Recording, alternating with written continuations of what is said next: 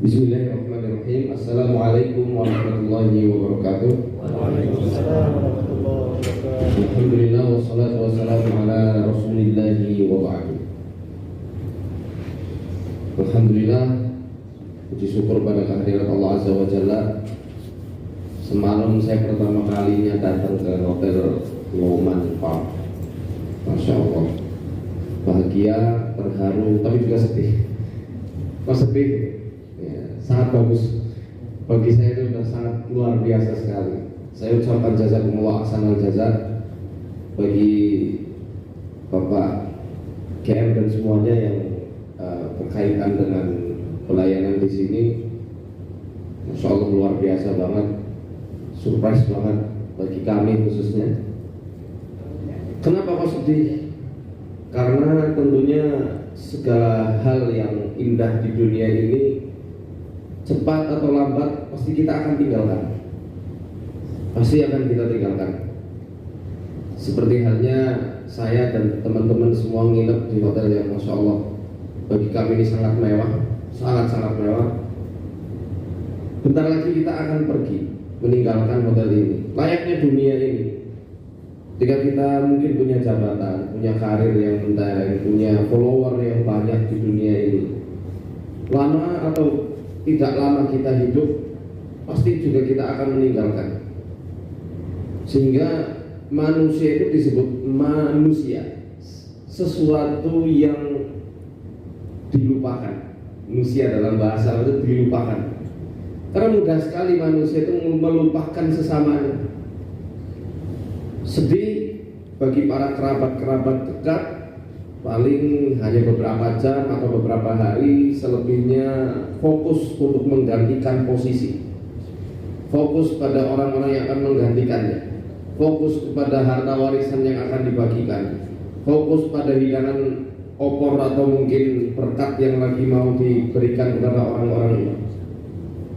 Maka kenikmatan surga yang luar biasa dahsyatnya kelak Allah akan mengatakan kepada para penghuni surga Firdaus, air di sana nggak butuh keran, nggak butuh PDAM, nggak butuh sumur.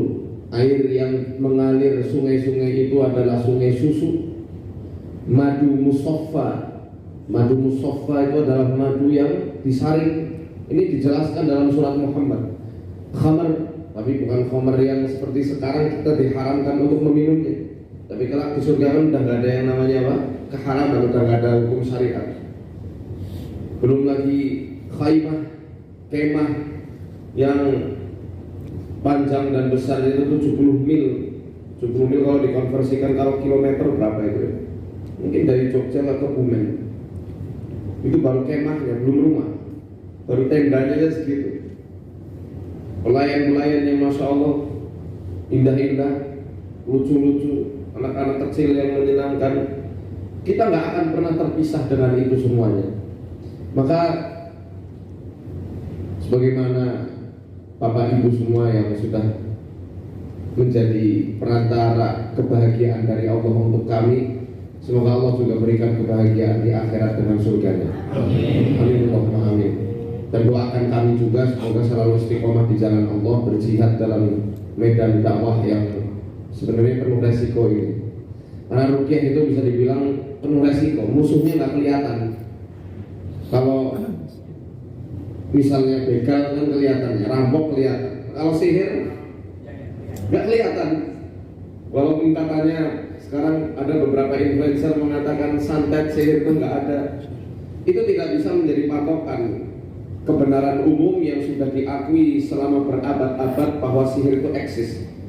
Realitanya memang ada. Quran sendiri menjelaskan bahwa sihir itu ada, bukan hanya sekedar trik panggung belaka. Karena sihir itu bukan hanya sekedar sulap, dia punya entitas sendiri yang bisa merangsek masuk ke dalam jiwa maupun raga seseorang. Itu nyata. Dalam khazanah keilmuan di Nusantara sendiri juga banyak sekali ilmu-ilmu hitam yang semacam itu. Clifford Geertz di dalam bukunya, kemudian Prof. Kunchalo-Ningrat di dalam bukunya juga menjelaskan banyak sekali ilmu-ilmu hitam yang ada di Indonesia, khususnya di tanah Jawa ini. Dulu tahun 2002 Itu saya waktu itu masih kelas 5 SD, waktu World Cup Korea Selatan ya. Masih ingat nggak bapak yang milenial? World Cup Korea Selatan 2002. Jagoan saya Italia tapi malah kalah kan.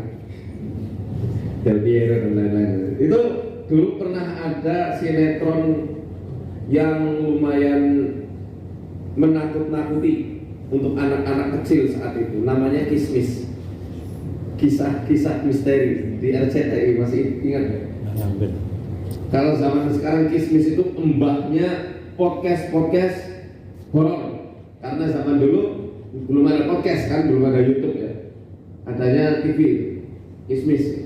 Dulu saya saking penasarannya bela-belain nggak tidur sampai jam 10 ngeliat kayak gimana sih Kismis.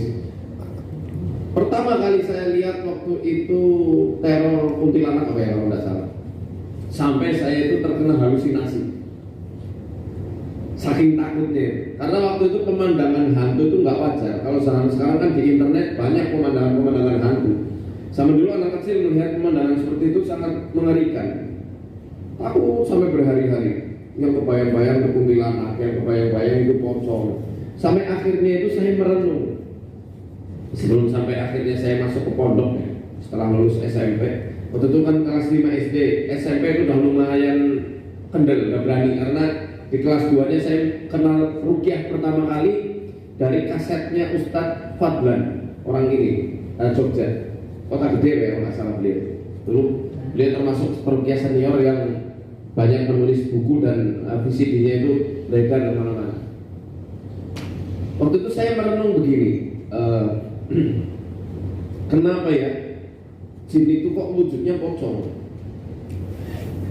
kuntilanak, yang sering kan itu ya, pocong dan kuntilanak. Dulu di Majapahit sudah ada belum kiranya ini hantu pocong? Saya rasa enggak. Kenapa? Karena pocong ini kan cara mengurus jenazah orang Islam. Kalau Hindu apa ada yang dipocong? Dibakar. Mayatnya dibakar, dikremasi. Lalu pocong zaman itu kemana? Jadi ya? Pocong zaman itu kemana? Berarti pocong atau hantu itu adalah produk ketakutan masyarakat yang sudah terlanjur tersebar di mana-mana. Termasuk juga kuntilanak. Akhirnya ketika saya di pondok, saya mengaji kitab tafsir Ibnu Katsir, tafsir Quranil Azim. Ketika lagi membahas tafsir surat Al-Jin ayat 6, wa annahu kana rijalun minal insi ya'uduna birijalin minal jinni fazaduhum rahaqa. Dan bahwasanya sekelompok laki-laki dari manusia meminta perlindungan kepada sekelompok jin, maka bertambahlah kesesatan mereka. Di situ ada riwayat yang menarik dari Ikrimah.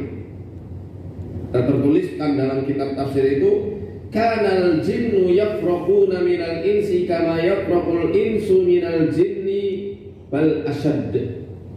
Jin itu dulunya kabur kalau ketemu manusia, seperti halnya manusia kalau ketemu jin pasti kabur. Jadi sebenarnya sama-sama kabur. Tapi jin hakikatnya lebih takut kalau ketemu manusia. Wa kana al-insu idza nazalu wadiyan harbal jin. Dan dulu kalau ada manusia yang turun ke sebuah lembah, karena jin itu sukanya tinggalnya di lembah bawah, bukan malah di gunung, di lembah. Ya kalau di gunung kebanyakannya jin-jin yang beriman. Itu ada hadisnya dari Tirmidzi.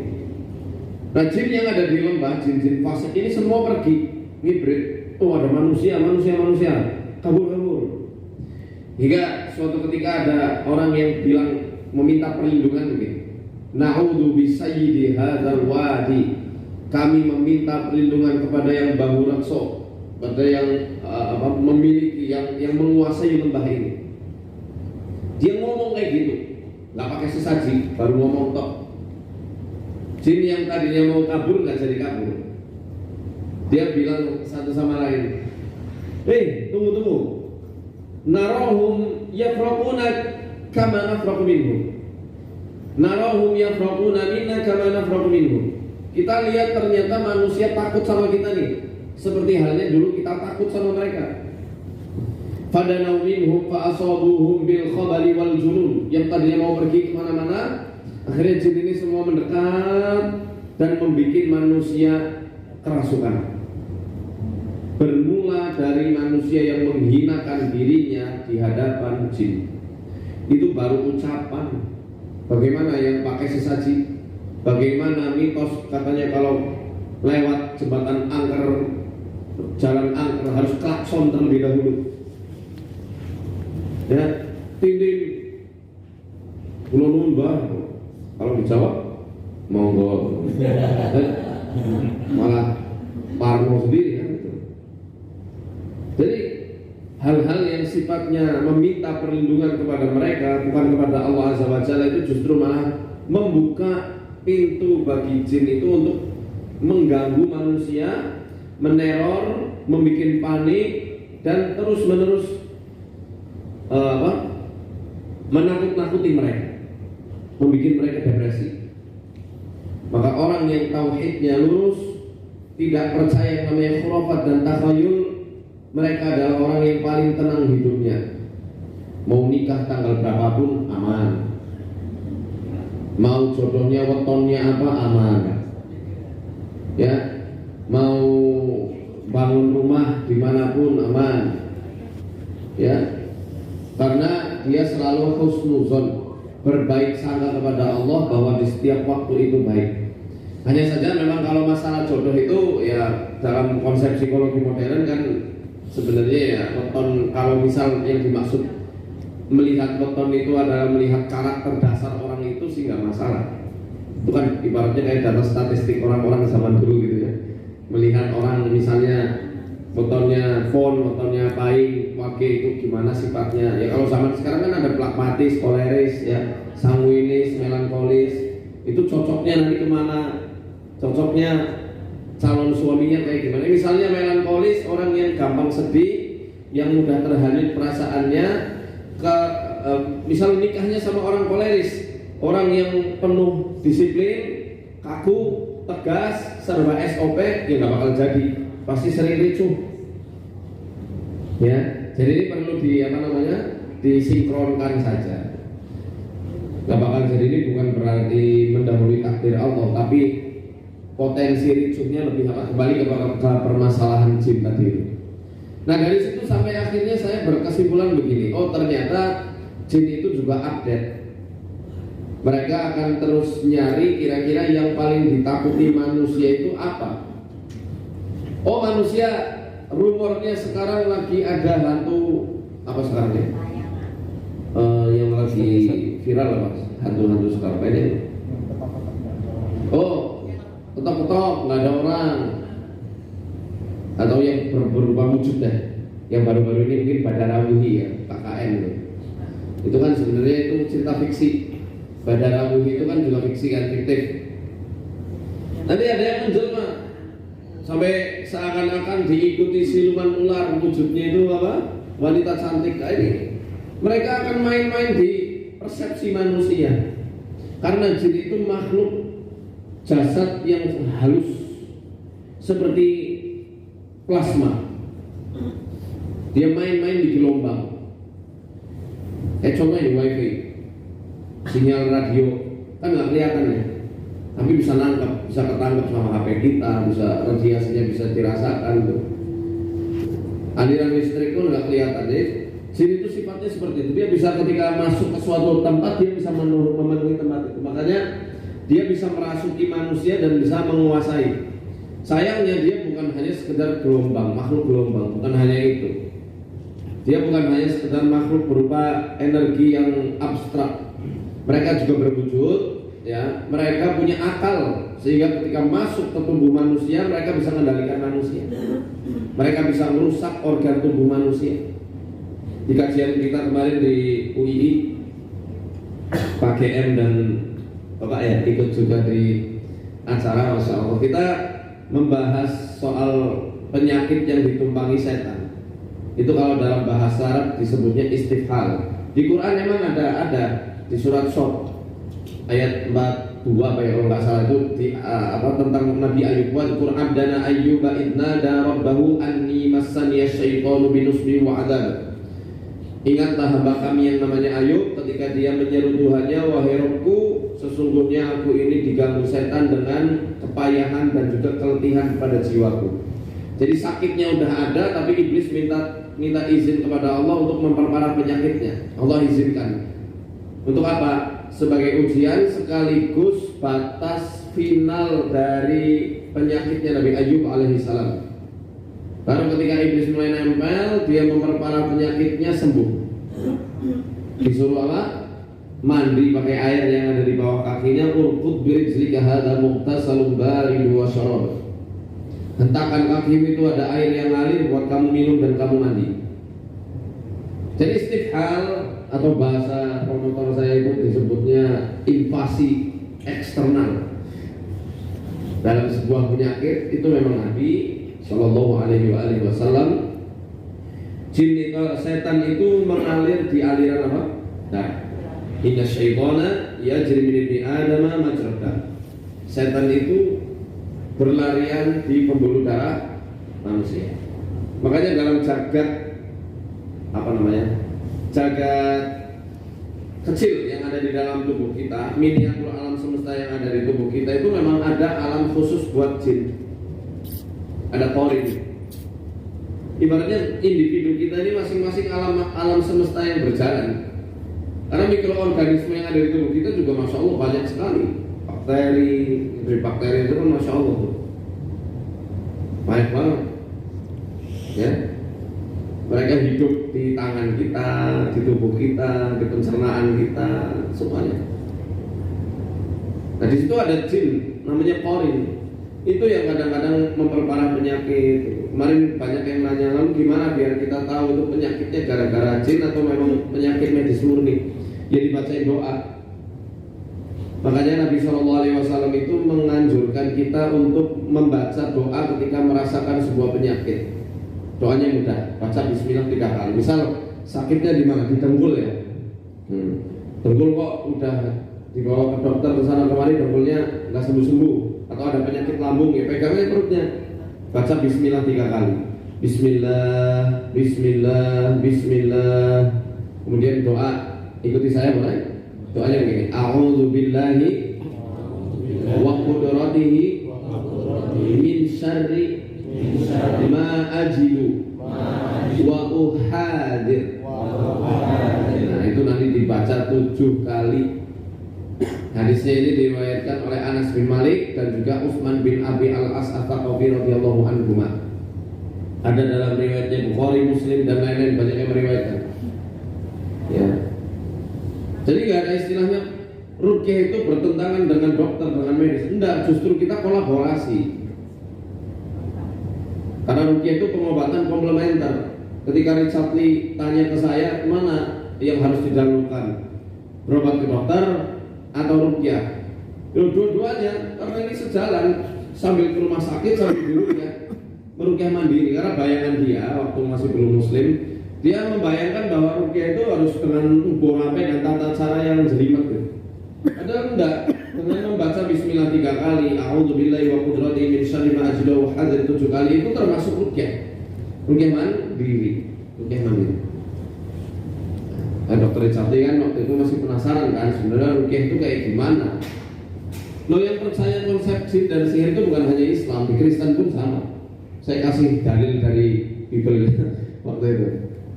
Ya. Jadi konsep kesurupan itu di setiap agama mempercayai. Jadi kalau dibilang kesurupan itu hanya sekedar apa bahasanya, gangguan DID, disosiatif, dissociative identity disorder atau PTD, ya, possession trance disorder, bukan hanya itu. Itu kan konsep psikologi. Ya, dalam agama kita mengenal ada yang namanya kesurupan dan memang benar-benar jin itu bisa merasuk serta mengendalikan. Dalilnya banyak sekali, sangat-sangat banyak. Nah, nanti di teras dakwah saya mau bahas ini lebih dalam lagi. Sekarang banyak orang-orang menganut materialism yang semuanya itu harus bisa dibuktikan secara materi, ya. Aliran-aliran positivisme itu kan juga seperti itu, dia harus ada bukti secara konkret, secara empiris, harus bisa dibuktikan secara nalar dan logika kita. Apakah kita lupa bahwa logika dan nalar kita itu terbatas? Sangat-sangat terbatas, sehingga ketika ranahnya itu gaib, ya sudah, kita kembalikan itu kepada dua wahyu, Quran dan Sunnah. Karena kalau berbicara soal gangguan metafisik itu ranahnya bukan nalar, bukan logika, tapi rasa, iman. Makin tinggi iman dan takwa orang, nanti akan makin paham ya konsepnya. Tentu dengan belajar, bukan hanya sekedar berasumsi liar. Oh, ini orang mati bunuh diri, rohnya tergantung antara bumi dan langit. Itu ngawur. Gak ada konsep kayak gitu.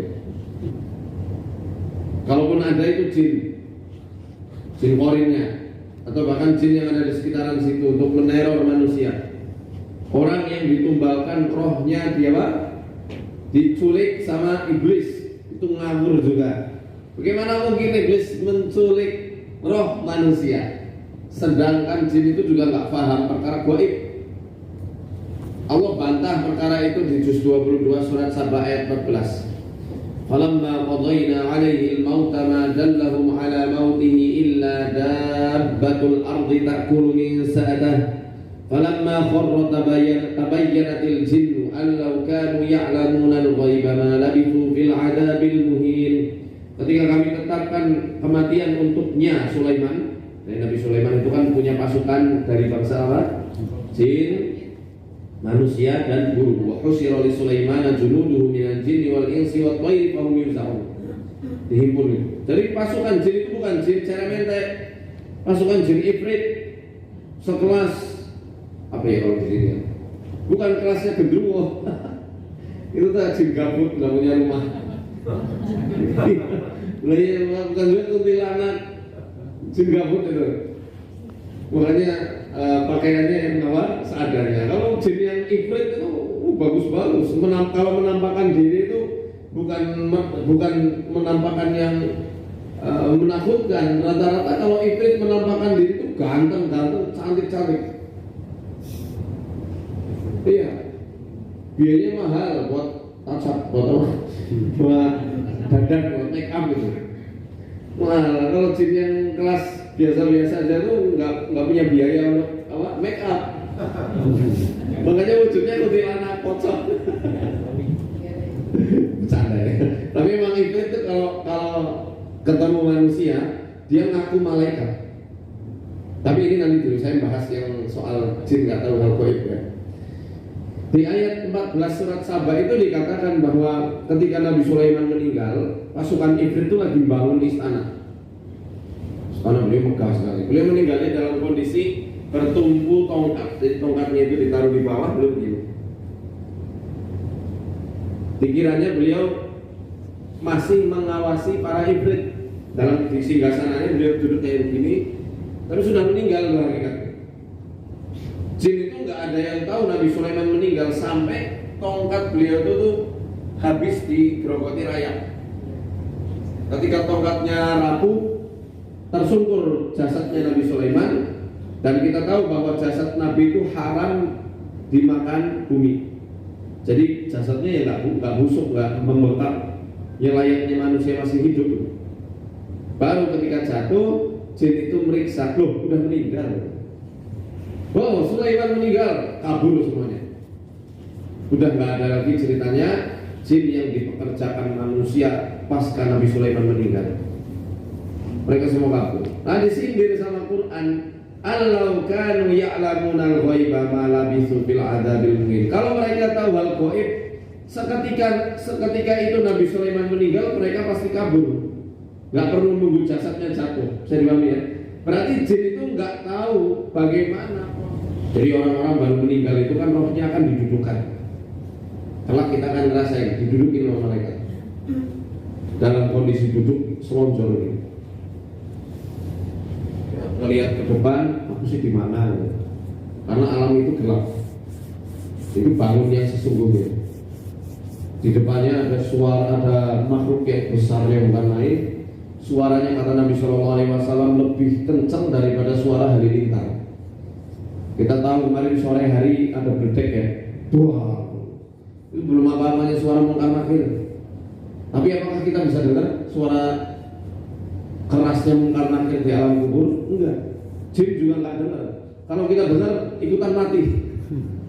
Karena saking kagetnya. Ditanya, man rob? Bukan. Siapa Tuhanmu? Kalau kita yang beriman, insya Allah langsung jawab Rabbi Allah. Kemudian akan diperlihatkan foto wajah, diperlihatkan wajah di situ. Siapa orang ini? Kita tahu itu Nabi Muhammad, dan kalau kita mengikuti sunnah-sunnah beliau, kita akan menjawab itu Rasulullah Muhammad SAW. Terus ada pertanyaan-pertanyaan berikutnya. Tapi orang munafik, orang kafir, man rabbuka? La adri, aku nggak tahu. Dipukul pakai gada. Yang dalam sebuah riwayat kalau gada itu dipukulkan ke gunung hancur jadi debu. Kok itu dipukul ke kepala orang? Ada orang munafik, dia Islam KTP. Ketika ditanya man rabbuka? Rabbi Allah. Dia bisa jawab Tuhanku Allah. Lalu siapa ini? Dia bilang gini, aku dulu sering nyebut nama orang ini, tapi kok sekarang nggak bisa nyebutnya. Jadi nama Muhammad itu dicabut dari hati orang itu. Dia nggak bisa mengenal siapa nama nabinya. Digada sama gada malaikat. Kenapa kok bisa kayak gitu? Karena sering ngecekin sunnahnya Nabi, nggak cinta ke sesama muslim, hobinya bikin ribut sama muslim, sana kemari ngadu domba. Ya, pokoknya nggak suka kalau Islam itu berjaya. Lebih mementingkan kepercayaan lain ketimbang agamanya sendiri. Dia lebih mementingkan kalau sama orang yang bukan Islam dia sopan santunnya luar biasa, tapi ke sesama muslim dia nggak ada sopan santunnya, dia nggak menyayangi, nggak rahmat, nggak lembut. Sehingga dicabut nama Muhammad. Kamu ngaku sebagai umat Muhammad, sedangkan dengan umatnya Muhammad saja kamu nggak mau berlaku lemah lembut. Nah, suara teriakan itu sampai akan terdengar sama makhluk-makhluk yang ada di sekitarnya, sejauh mata memandang. Semua makhluk dengar, termasuk ayam, kucing, burung, semuanya. Jadi kalau ada, waktu itu ada eksperimen di Arab kalau nggak salah itu, dia membawa babok, burung beo.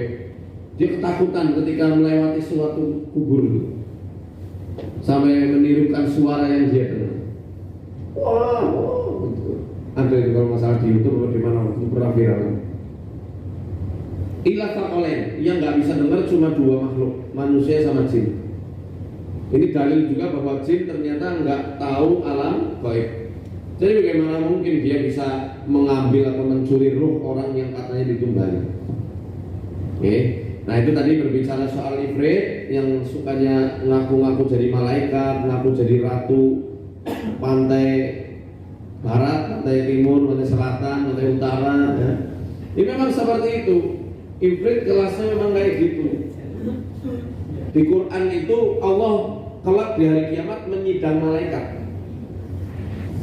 Malaikat disidang. Kamu kenapa dulu menjadikan hamba-hambaku menyembah kamu? Itu ada di surat Saba sama juga. Surat Saba, surat Fatir ya kalau tidak salah. Wa yawma yahsyuruhum jami'an thumma yaqulu lil malaikati ahaula'i iyyakum kanu ya'budun. Qalu subhanaka anta waliyyuna min dunihim bal kanu ya'buduna al-jinna aktsaruhum bihim mu'minun. Di hari ketika Allah himpun mereka semua, Allah tanya ke malaikat, ini hamba-hamba aku ini, itu hamba kalian kan dulu yang nyembah kalian kan? Kenapa kalian mengaku-ngaku jadi Tuhan? Ibaratnya kayak gitu. Malaikat ketakutan. Mereka berkata, qalu subhanaka, maha suci engkau ya Allah, anta waliyuna min duni, engkaulah pelindung kami bukan mereka. Bal kanu ya'budunal jinna aktsaruhum bihim mu'minun. Mereka itu bukan nyembah kami ya Allah, mereka nyembah jin. Kebanyakan dari manusia itu beriman kepada jin, percaya. Ya kalau misal konsep dalam konteks orang-orang beragama, Mereka melincirkannya itu sedikit demi sedikit, ngaku-ngaku sebagai Jibril, ngaku-ngaku jadi Mikail, nanti lama-lama ngaku jadi nabi palsu dia, karena merasa dapat wahyu. Padahal yang membisikkannya siapa?